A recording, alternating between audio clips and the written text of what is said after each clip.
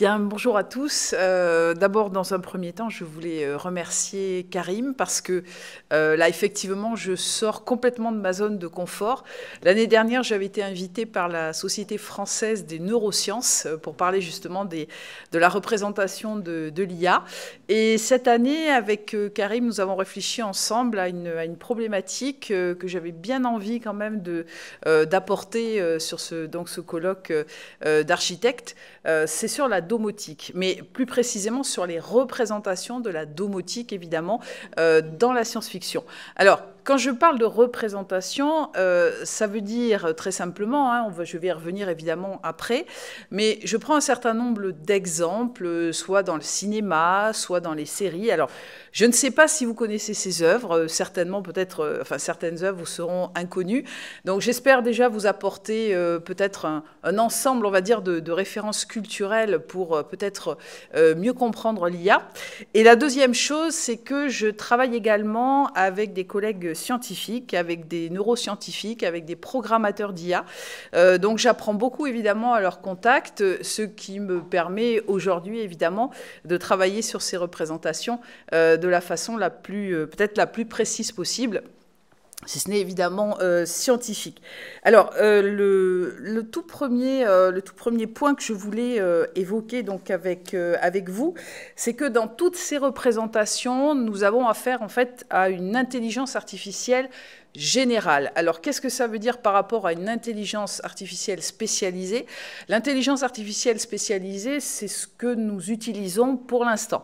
C'est-à-dire, ce sont des bases de données qui apprennent de mieux en mieux, mais qui sont dans l'incapacité, et là, évidemment, je vous parle sous la surveillance de mes collègues scientifiques qui ne sont pas là, mais qui est absolument, pour l'instant, incapable, par exemple, de prendre une décision, tout simplement parce que ces bases de données, ces supercalculateurs, n'ont tout simplement pas de conscience. Or, dans les représentations, et toutes celles évidemment que je vais évoquer là devant vous, sont des représentations où ce sont des intelligences artificielles qui sont capables de prendre des décisions et qui ont une conscience. Voilà. Donc ça, c'est complètement dans le domaine de la science-fiction, de la fiction, et absolument pas dans la réalité. Par contre, ce qui est intéressant, si vous voulez, c'est de voir en quelque sorte la projection. Je travaille aussi avec des prospectivistes, et donc c'est de comprendre, si vous voulez, dans quel chemin vers quel chemin nous amènent donc ces représentations, et finalement quel sens elles peuvent nous apporter, ou quelles réflexions en fait elles peuvent nous apporter. Voilà, donc c'est très exactement ce que je vais faire donc aujourd'hui devant vous. Donc la domotique et la maison numérique, qui sont un concept autrefois perçu comme une idée futuriste, notamment dans les années 1950, s'est métamorphosée en une réalité en fait palpable au sein de nos foyers. Elle représente désormais une dimension essentielle dans la chaîne du confort domestique moderne, une matrice attentive, alors c'est un terme que j'expliquerai un petit peu plus loin, pour reprendre les mots de l'écrivain Jean-Claude Deugnac, visant à prévenir nos envies et nos besoins. Aujourd'hui, la question n'est plus de savoir si nos maisons seront intelligentes, mais plutôt comment l'IA va continuer à enrichir une expérience résidentielle toujours plus intuitive et personnalisée. C'est bien évidemment ce pourquoi j'ai choisi ce sujet devant vous aujourd'hui, donc qui appartiennent au monde de l'architecture. Nous entrons désormais dans des habitations dont l'imagerie appartient à la science-fiction. Dès lors, il devient essentiel de comprendre, via les représentations science-fictionnelles, littéraires ou cinématographiques, pourquoi nous éprouvons ce besoin irrépressible et technophile de confier l'intimité individuelle, conjugale et familiale aux machines. L'ASF, la science-fiction, a construit un rapport ambivalent à ces dernières. Et ça, c'est le premier élément que je vais vous expliquer. Donc, par rapport aux machines, tout à la fois fondé sur le complexe dit de Frankenstein et sur l'empathie machinique présupposée. Pour l'écrivain Isaac Asimov, le complexe de Frankenstein, celui de la révolte des machines contre l'humanité, trouve sa source dans l'œuvre de Mary Shelley, où la créature artificielle tue son créateur. Les projections visionnaires et non prophétiques de la science-fiction reprennent cette ambivalence concernant la domotique. Entre l'utopie technophile pardon, entre l'utopie technophile de l'intelligence artificielle fondée sur l'automatisation et la sécurisation de nos espaces de vie, et la dystopie parfois paranoïaque et technophobe d'œuvres venues tout droit de l'univers sériel de Black Mirror. Alors, je ne sais pas si vous connaissez la série Black Mirror, j'imagine que oui. Ces visions expriment les peurs, les doutes et les espoirs entourant l'élaboration difficile d'une maison du futur. Voilà. Alors, le premier élément, donc, pardon, je vais revenir un tout petit peu en arrière. Donc, je vais commencer, en fait, par vous expliquer très rapidement quelques prolégomènes de la représentation, en fait, de l'IA dans la science-fiction. Ensuite, essayer d'explorer, en fait, ce que j'ai appelé la domotique empathique, c'est-à-dire quand l'IA sert, évidemment, à protéger l'humain. Ensuite, expliquer pourquoi est-ce que dans ces représentations de la science-fiction, que ce soit dans les séries ou au cinéma, eh bien, la domotique, en fait, serait un clone de l'humain, c'est-à-dire qu'on chercherait, en fait, à reproduire l'esprit du propriétaire pour, justement, programmer sa propre IA. Et on va voir évidemment quelles en seront les conséquences. Et enfin, dernier point, et là, bien sûr, alors pour nous, en science-fiction, c'est toujours intéressant, mais si vous voulez, ce complexe donc, de Frankenstein, c'est-à-dire comment est-ce que les machines donc, détruisent l'humain, ça, ce sont des visions qui sont extrêmement banales donc, dans la science-fiction, hein, depuis le 19e siècle. Et donc, pour la domotique, eh bien, c'est une spécificité, c'est-à-dire comment détruire l'humain donc, de l'intérieur. Voilà. Donc ça, ce sera les 4 points que je vais évoquer donc, devant vous. Donc, premier élément, en fait, les prolégomènes de la représentation de l'IA dans la science-fiction.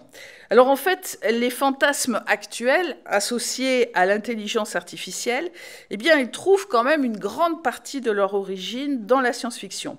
Bien avant qu'on parle d'IA, bien avant les découvertes d'Alan Turing dans les années 1950, bien avant cela, donc, les robots, alors robots, je rappelle que c'est le tchèque robota, qui signifie corvée, avaient déjà envahi la littérature de science-fiction. En fait, l'histoire des robots est toujours liée, si vous voulez, dans la représentation à l'IA, parce que très souvent, eh bien, ces robots dans la science-fiction, même celle du 19e siècle, eh bien, c'est un esprit en fait totalement autonome et capable donc de penser. En 1883, par exemple, alors, hop, voilà, donc première représentation. En 1883, les robots agricoles ou Atmophyte de Didier de Chouzy dans Ignis, ou les androïdes, c'est la deuxième photo que vous avez donc sur le slide, ou les androïdes de Karel Čapek en 1920 dans sa pièce de théâtre Roar, qui s'appelle Rossum Universal Robots, eh bien, offre une première représentation du lien étroit entre robots et autonomie de la pensée. Alors, la pièce de Karel Čapek a eu un succès absolument fou tout autour de la planète, notamment aux États-Unis. La pièce a été jouée pendant environ une dizaine d'années. Et ça a été vraiment, si vous voulez, le moment où cette notion du robot, elle a été complètement fondée et elle est rentrée, en fait, donc, dans cette histoire des représentations et surtout dans l'imaginaire collectif. Et alors, vous le voyez ici, donc ça, c'est une des rares photos de la représentation à New York en 1924. Vous voyez ici que, en fait, ces robots déjà sont particulièrement agressifs envers leurs créateurs. Et ça, c'est une image, évidemment, que Mary Shelley avait déjà construite avec Frankenstein, dans son roman Frankenstein, donc, ou le Prométhée moderne, en 1818. Et c'est une image, en fait, qui va complètement traverser, en fait, presque plus de 2 siècles, jusqu'à aujourd'hui, on le verra, puisque une de mes dernières références, c'est la série Cassandra sur Netflix, qui est aussi, en fait, une sorte de robot IA meurtrière. Voilà. Donc, dans Roar, eh bien, les robots finissent par se révolter, en fait, contre l'humanité. Et donc, d'emblée dominante, cette représentation destructrice et apocalyptique n'est pourtant pas la seule qui sera donc véhiculée par la science-fiction. Voilà. Alors, la science-fiction a donc construit un rapport ambivalent, en fait, aux machines, tout à la fois fondé sur le complexe dit de Frankenstein et sur ce que j'ai appelé donc l'empathie machinique. Alors, cette empathie machinique, qu'est-ce que c'est? Eh bien, c'est l'idée qu'une machine, en fait, entretient un lien émotionnel avec l'humanité, qu'elle serait prête à tout, en fait, pour nous protéger. Alors, je peux vous renvoyer, par exemple, à une série de films comme Intelligence artificielle donc de Kubrick et Spielberg, Wall-E, par exemple, sur le petit robot, vous savez, qui en fait est on va dire le seul à s'occuper encore de notre planète alors que nous sommes totalement absents. Et en fait, un des premiers robots de ce type à voir le jour dans la science-fiction, eh bien, c'est le personnage d'Adam Link dans Amazing Story, qui est en fait un... Pardon, je suis allée un petit peu vite, excusez-moi. Dans Amazing Story, qui est donc une revue de 1939 à 1942. Et donc, ce personnage, en fait, il a été créé par deux frères qui s'appellent Earl et Otto Binder. Et c'est le premier personnage, eh bien, on va dire, de robot qui, lui, ne détruira pas du tout ses maîtres ou ses créateurs. Bien au contraire, il va donc chercher à les aider. Voilà. Alors, toujours dans cette représentation, vous voyez, dans les deux, si je reviens là aussi, si je fais un petit peu de l'archéologie, en fait, de la représentation, eh bien, d'un point de vue de l'IA, pour quitter la robotique, la toute première représentation, en fait, sous terme d'image, eh bien, c'est la représentation de HAL 9000, donc dans l'Odyssée de l'espace. Et donc, Stanley Kubrick, avec Arthur C. Clarke, va donc créer donc, cette intelligence artificielle. Et cette intelligence artificielle, eh bien, la première va être évidemment une intelligence meurtrière. Et elle sera, bien sûr, fondatrice. Vous voyez, donc, entre la créature artificielle de Frankenstein, les robots qui se révoltent contre leur créateur, et puis ensuite l'IA, encore une fois, dans la science-fiction, qui là aussi est une IA donc meurtrière fondatrice, eh bien, on voit bien que la science-fiction, le message, si vous voulez, qu'elle veut nous donner, même si je vais essayer de vous montrer à travers l'autre concept de l'empathie machinique que c'est pas tout à fait non plus, qu'il y a quand même deux pôles dans cette représentation, eh bien, on voit bien qu'il y a quand même une défiance absolue donc par rapport aux machines. Alors, le grand génie de Kubrick, il a été, si vous voulez, dans cette représentation, d'abord, difficile, comment je représente une intelligence artificielle, ça a été le choix de cette caméra, de cet œil de caméra qui est rouge. Alors évidemment, d'un point de vue de la symbolique, le rouge ici, c'est le danger absolu. Et ensuite, cette salle où se trouve donc Dave, le héros humain, qui va échapper d'ailleurs donc à l'IA HAL 9000 dans l'Odyssée de l'espace.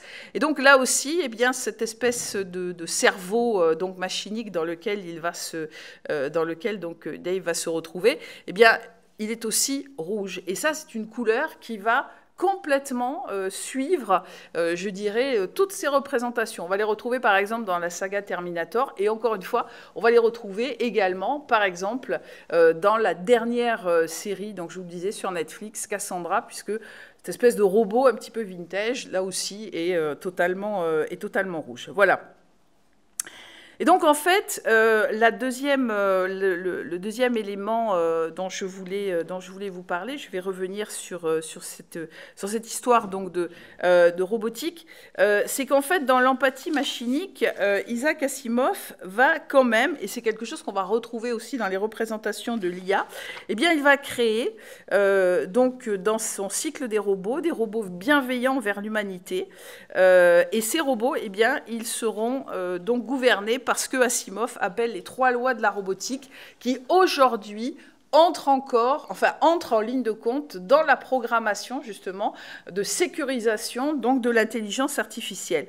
Donc, je vous les rappelle, un robot ne peut porter atteinte à un être humain, ni, restant passif, permettre qu'un être humain soit exposé au danger. Un robot doit obéir aux ordres que lui donne un être humain, sauf si de tels ordres entrent en conflit avec la première loi. Et enfin, un robot doit protéger son existence tant que cette protection n'entre pas en conflit avec la première ou la deuxième loi. Et enfin, Asimov ira encore plus loin dans une nouvelle qui s'appelle L'homme bicentenaire, en 1976, puisque c'est un robot qui veut devenir humain pour intégrer notre condition mortelle et abolir son immortalité de machine indestructible, tellement il est en empathie, en fait, avec l'humanité. Voilà.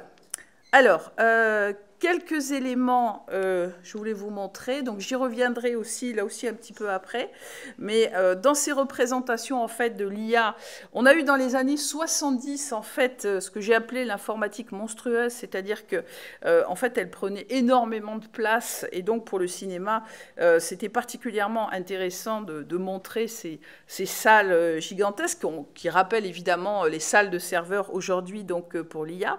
Un film dont je vous parlerai dans quelques temps, c'est donc Génération Proteus de Julie Christie en 1977. Alors, je ne sais pas si ce film dit quelque chose à certains d'entre vous, mais ça c'est très très intéressant parce que c'est une représentation alors vraiment richissime pour la domotique. Voilà, et quelques éléments quand même qui sont intéressants pour l'empathie machinique.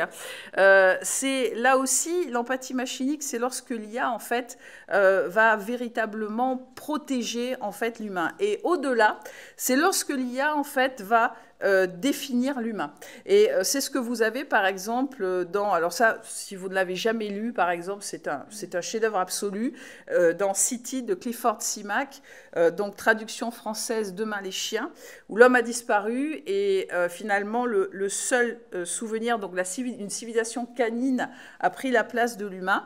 Et le seul à porter le souvenir de l'humanité, eh bien, en fait, c'est un robot qui est inaltérable et qui va donc permettre de se ressouvenir donc, de la civilisation humaine.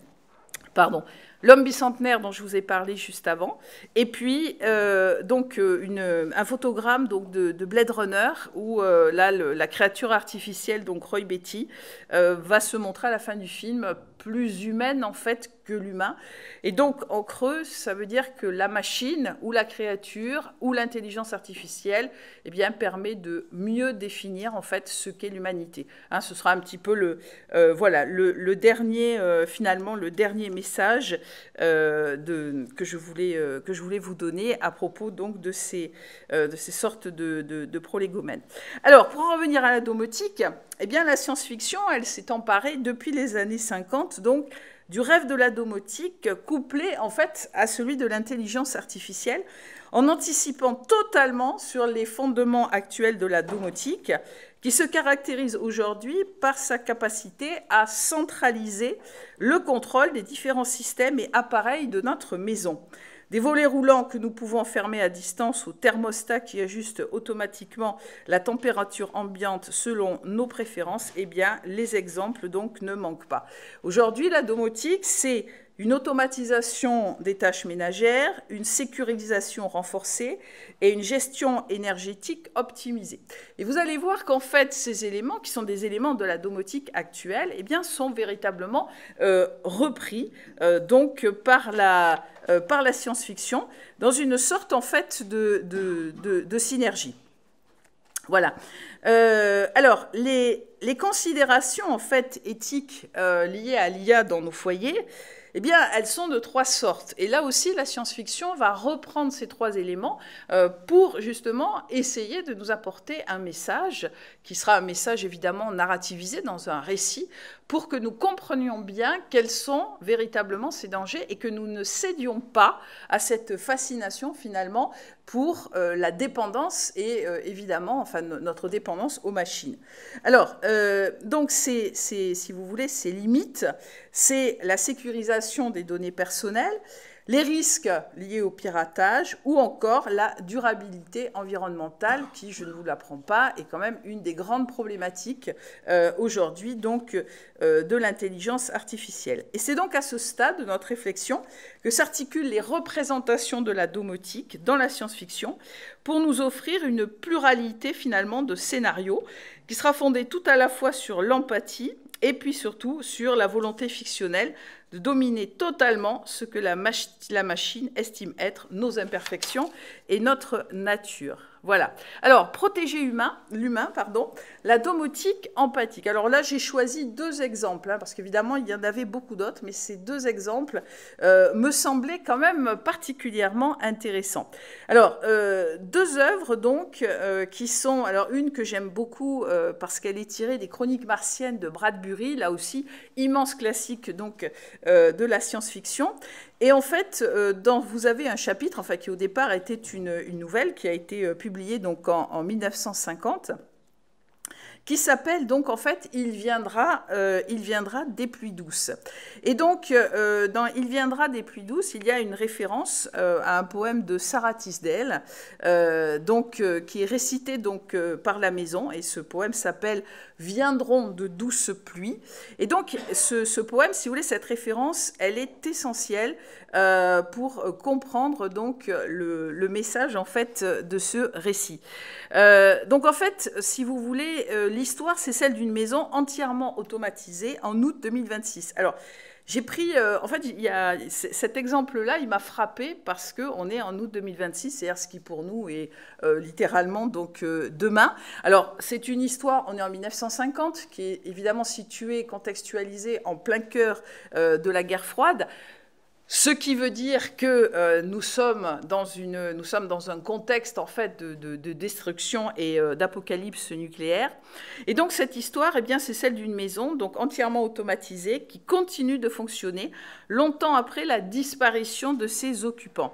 Et donc ce récit raconte la survivance de machines qui poursuivent en fait leur existence alors que même que leur raison d'être a complètement disparu. La cuisine continue donc à préparer ses repas, les cigares se consument encore dans le cendrier, et une chaîne d'événements extérieurs viendra finalement enrayer le mécanisme jusqu'à la destruction du lieu. Cette nouvelle, en fait, propose la vision d'une convergence forcée entre l'homme et la machine après l'apocalypse. Par ses mécanismes narratifs, le récit n'offre au lecteur d'autres possibilités que l'identification à une machine qui, sans être humaine, possède une voix et garde la trace de ceux qu'elle abritait. Et donc, en fait, le 4 août 2026, eh bien, cette maison entièrement automatisée va qu'à ses occupations, ignorant que ses habitants ont disparu. En réalité, c'est, si vous voulez, le personnage en fait de cette nouvelle, véritablement, c'est cette maison automatisée qui est le pivot de l'histoire. C'est une machine, une intelligence artificielle qui est dotée d'une personnalité presque humaine. Et en fait, elle se comporte comme un être vivant. Elle réagit aux stimuli extérieurs, tels que le bruit de la pluie ou l'aboiement d'un chien. Et elle fait preuve d'un souci presque paranoïaque de la propreté et de la sécurité. Cependant, son fonctionnement impeccable contraste avec sa solitude et son absence de but, puisque, évidemment, eh bien, les propriétaires et l'humanité donc, a entièrement disparu. Alors, j'ai retrouvé, alors vous voyez, quand on fait des recherches, en fait, c'est là où on retrouve en fait d'autres références. Sur YouTube, je vous passerai, si vous le souhaitez, donc vous pouvez prendre déjà la référence. En 1984, il y a eu en fait, alors évidemment 84, hein, là aussi c'est un contexte particulier, toujours de peur de guerre nucléaire. Et bien cette nouvelle, elle a été donc adaptée, réalisée donc par donc un studio russe. C'est très court, hein, je crois que ça dure à peu près 9 minutes. Et c'est vraiment une représentation et une adaptation extrêmement fidèle donc de la nouvelle. Donc si vous voulez aller voir, si vous n'avez pas complètement accès au texte, je pense que c'est vraiment intéressant, encore plus intéressant parce que c'est une version animée soviétique, ce qui montre bien que la représentation, même venant du camp russe de l'époque, eh bien, avait particulièrement peur, bien évidemment, de l'apocalypse nucléaire. Voilà. Alors, je reviens un tout petit peu en avant pour la représentation, pour vous parler de ce qu'on appelle la matrice attentive. Alors ça, c'est un auteur français qui s'appelle Jean-Claude Degnac, qui, pour la petite histoire, était chercheur donc, sur les moteurs de fusée donc, chez Airbus. Et en fait, Jean-Claude Degnac, c'est donc un scientifique, c'est un mathématicien qui a passé l'autre partie de sa carrière donc, à écrire en fait, des romans. C'est un auteur qui est extrêmement talentueux et dans ses deux ouvrages, alors il y a Étoile morte et Étoile mourante, eh bien, il va mettre en scène donc, des extraterrestres particuliers qui s'appellent des animaux-villes, qui sont en fait des villes constituées de chair et d'os qui traversent l'espace et qui sont en fait un lien entre l'humanité qui tente de voyager dans l'espace et, si vous voulez, ces espèces de créatures qui sont quasiment en fait des créatures métaphysiques et qui comprennent en fait complètement tous les concepts liés à l'espace. Et lorsque les humains vont dans ces extraterrestres, qui sont vraiment des villes de chair et d'os, eh bien, pour Jean-Claude Degnac, c'était l'allégorie ou la représentation de ce qu'il a appelé donc la matrice attentive. C'est-à-dire que pour lui, la maison, la domotique, doit être une matrice donc, qui nous entoure. Alors, je vous lis ce qu'il explique. Donc, dans son article « La matrice attentive », écrit pour les rencontres de Peiresc en 2012, l'écrivain explicite ce concept. Parmi les progrès technologiques de ces dernières années, l'apparition de capteurs et senseurs dotés d'une capacité d'action limitée, basée sur le traitement du signal capté, associés à des moyens de type Wi-Fi, de communication quasi instantanée à des intelligences artificielles de bas niveau, banalisées, a permis de créer les conditions initiales pour que naisse la matrice attentive. Je parle d'une matrice personnelle, d'un cocon, en général limité dans l'espace et le temps. Pour l'instant, quelles sont les caractéristiques d'une telle matrice? Il s'agit d'un environnement qui peut être totalement ou partiellement artificiel, par exemple un jeu vidéo immersif ou un lieu comme Second Life. Mais pas seulement, c'est avant tout une couche d'interface avec la réalité qui la rend attentive à nous. C'est-à-dire que dans la matrice, l'individu est reconnu par l'environnement, individualisé, marqué, isolé, protégé des autres, non pas vis-à-vis de l'aspect sécurité au sens strict, mais par exemple isolé phoniquement et acoustiquement, protégé de sollicitations non désirées. Donc autant vous dire que Jean-Claude Degnac, c'est quelqu'un qui produit en fait une science-fiction qui est très positive, et pour lui, enfin j'en ai discuté il n'y a pas très longtemps avec lui, et pour lui véritablement, eh bien ces animaux-villes sont un lieu de passage entre justement cette théorie de la matrice et une sorte de métaphorisation poétique en fait de la domotique. Voilà ce que pourrait être en fait et ce que devrait être donc ce que devrait être la domotique. Alors pour justement la suite, troisième partie pardon, de mon exposé, c'est donc comment est-ce que la science-fiction en fait justement tente de réaliser cet idéal de matrice attentive et d'empathie machinique. Alors, la domotique clone de l'humain, je vais vous donner en fait une réponse en série, c'est-à-dire qu'en fait ce sont les séries, là c'est un choix de série et non plus littéraire, qui nous apporte donc un certain nombre de réponses. Alors la première réponse, en fait, elle est dans l'épisode donc White Christmas de Charlie Brooker de la saison 2 en fait de Black Mirror, qui a été diffusée en décembre donc 2014. Et donc en fait ici dans cet épisode, alors c'est un petit passage en fait, c'est un épisode assez long. Vous avez 3 histoires de ce type qui sont en quelque sorte des histoires enchâssées, notamment sur l'IA et la numérisation de l'esprit. Et donc ici, eh bien, on a ce qu'on appelle un dispositif cookie qui a été inventé. Donc c'est une sorte de micro-puce qu'on vous place donc dans le crâne et qui est capable en fait de copier la mémoire et la conscience donc d'un individu. On vous enlève ensuite donc cette puce et on matérialise en fait votre conscience et votre mémoire dans un programme informatique, et ce programme informatique, en fait, c'est la domotique de la maison. C'est-à-dire que vous avez une sorte de clone, en fait, de vous-même qui gère la maison. Alors l'idée, à la base, elle est quand même très intéressante, c'est-à-dire qu'en fait, c'est le propriétaire qui se clone lui-même avec ses goûts, sa mémoire, enfin, vous voyez, donc un programme qui sera un programme idéalisé pour gérer sa propre maison. Alors, le souci, et c'est là évidemment, vous savez, je ne sais pas si vous avez en tête le générique de Black Mirror, qui est justement une espèce de petite faille, comme un verre qui se casse de notre réalité ou du projet, donc, qui est présenté. Et donc, en fait, si vous voulez, ce programme, donc vous avez sur le photogramme donc, la propriétaire, et ensuite, vous avez donc sa propre conscience qui est enfermée dans la mémoire de l'ordinateur, alors sous la forme, vous voyez, de cette espèce d'œuf d'assistant personnel qui doit rappeler évidemment les assistants personnels que nous connaissons bien. Et donc, en fait, eh bien, cette conscience, elle ne comprend pas pourquoi elle est là. Et donc, il y a un personnage qui est donc celui-ci, qui est chargé en fait de la briser et donc de la dominer.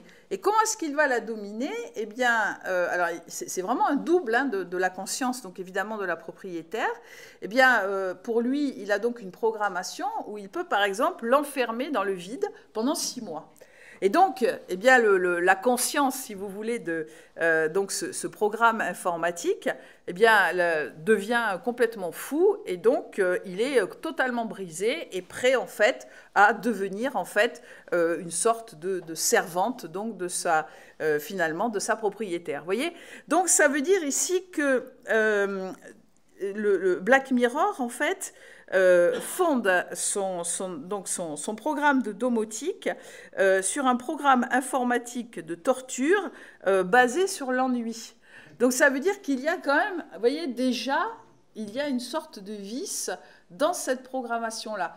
C'est-à-dire que c'était une très bonne idée au départ d'en faire un clone, mais si c'est le clone de votre conscience, elle reste votre conscience, donc avec sa capacité à réfléchir, à éprouver des émotions et à essayer de comprendre ce qu'elle fait ici. Vous voyez, à avoir quand même une notion d'existence.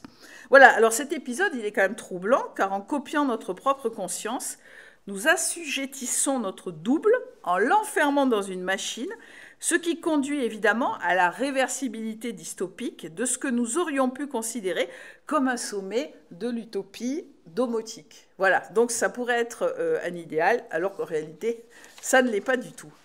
Alors, dernière série, si vous avez l'occasion de la voir aussi, alors bon, c'est une série qui a des défauts. Moi, je travaille sur la notion de représentation, donc c'est un petit peu différent. Ce qui m'intéresse, c'est le message, c'est la forme, évidemment, que va prendre cette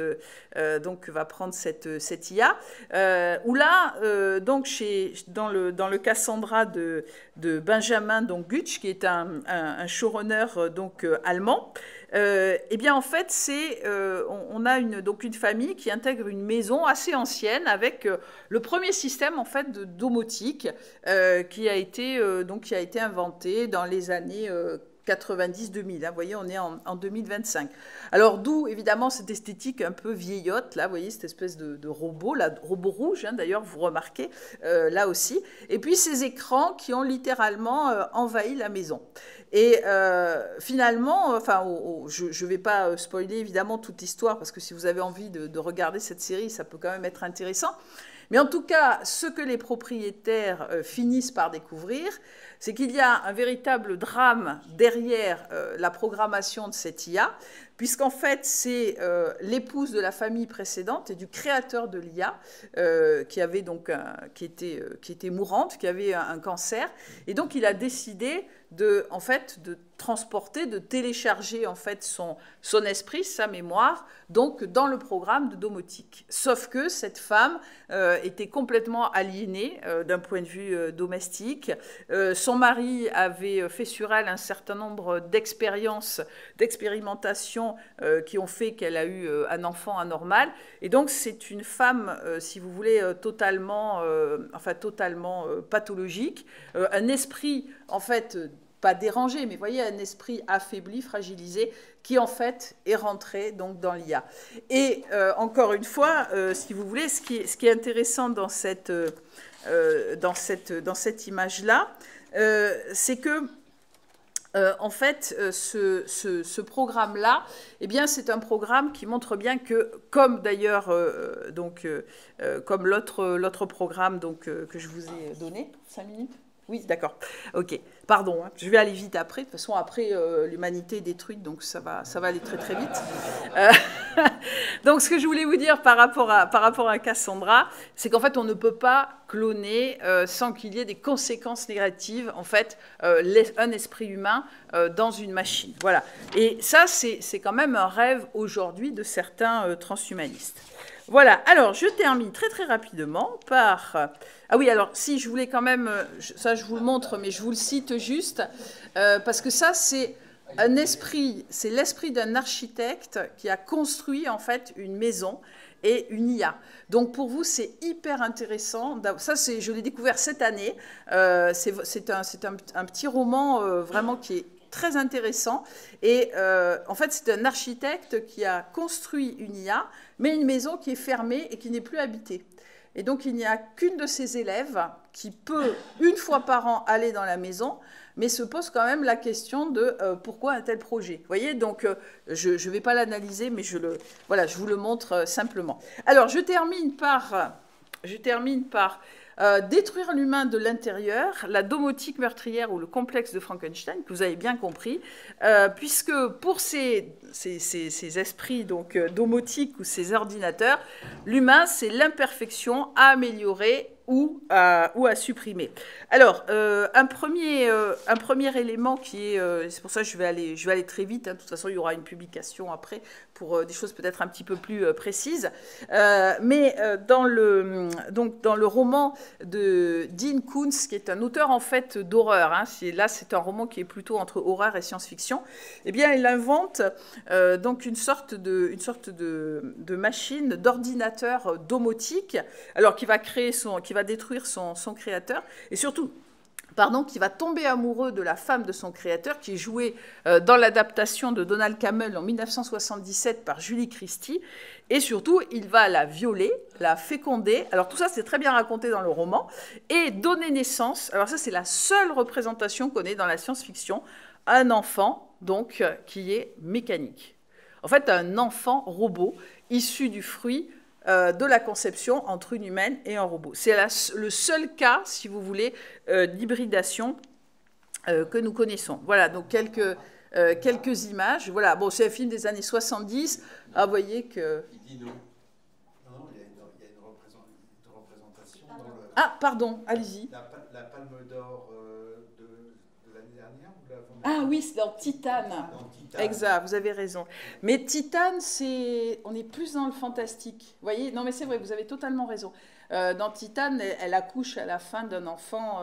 On reste un petit peu dans l'ambiguïté fantastique encore. Alors que là, c'est totalement assumé. Vous voyez, c'est vraiment le fruit de cette hybridation. Mais vous avez raison. Mais à part ça, ce sont les deux seuls exemples que vous avez sur ces enfants-là. Voilà.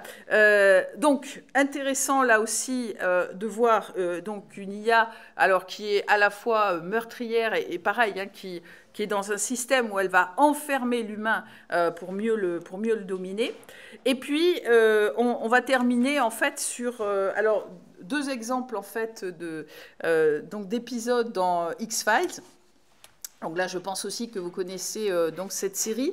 Alors, on est quasiment à la limite de la parodie, puisque dans l'épisode RM9SBG9, je vous lirai, donc je ne vous lis pas tout, dans la saison 11, eh bien en fait, Dana, donc Scully et Mulder, ils sont dans une espèce de restaurant automatisé. Ils refusent en fait de donner un pourboire, et donc l'IA, qui est en réseau, en fait, va ensuite les pourchasser partout, dans les maisons où ils vont, voilà.